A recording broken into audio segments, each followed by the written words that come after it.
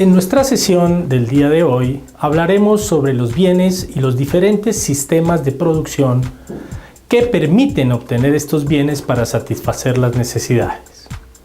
Lo primero que tenemos que preguntar es, ¿qué es un bien? Y vamos a decir que es todo medio capaz de satisfacer las necesidades de los agentes económicos. Estos bienes los podemos clasificar de acuerdo a algunos parámetros. Clasifiquemos los bienes según su disponibilidad. ¿Cómo encontramos estos bienes en el ambiente económico?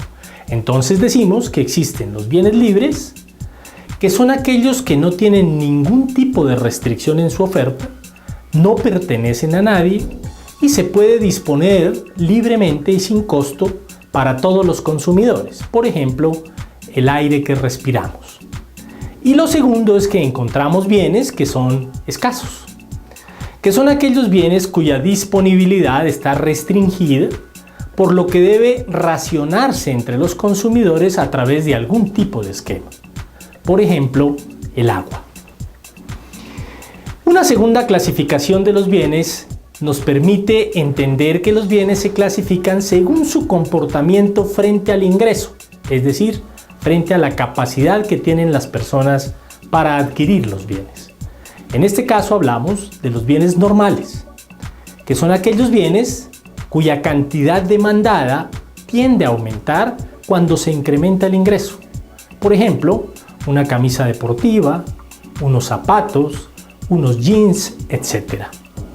Y hay otros bienes que también tienen una relación con el ingreso, pero de una forma muy particular. A estos bienes los vamos a denominar bienes inferiores y los vamos a definir como aquellos bienes cuya cantidad demandada disminuye al aumentar el ingreso. Por ejemplo, una familia con bajos recursos económicos generalmente no consume carne de primera categoría, pero consume vísceras.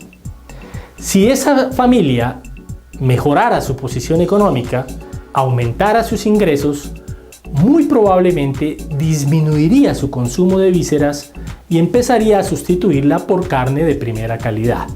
Entonces las vísceras se considerarían un bien inferior. Una tercera clasificación nos habla de los bienes según su afinidad. Según su afinidad quiere decir el grado de afectación entre unos bienes y otros. Entonces hablamos de los bienes sustitutos, que son aquellos bienes susceptibles de uso alternativo, porque brindan un nivel de satisfacción similar y cumplen el mismo propósito. Por ejemplo, el café y el té. Cuando el consumidor no tiene preferencia alguna por el consumo de un bien determinado respecto a otro, los bienes en economía se consideran como sustitutos perfectos. Por ejemplo, la tinta negra y la tinta azul, si no hay ningún tipo de preferencia particular para firmar o para realizar un documento.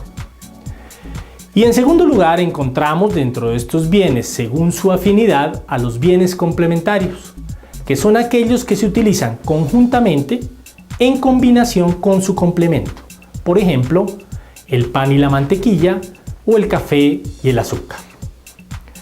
Cuando es imposible que un agente económico consuma un bien prescindiendo de su complemento, la economía dice que se trata de complementos perfectos. Por ejemplo, el zapato izquierdo y el zapato derecho. Finalmente, podemos clasificar a los bienes según su uso. Y entonces decimos que existen bienes de consumo o bienes finales. Y encontramos aquí aquellos bienes que son destinados al consumo por parte de los agentes económicos y que no se pueden utilizar para producir otros bienes o servicios. Por ejemplo, una prenda de vestir, un cepillo de dientes, una crema dental, etc.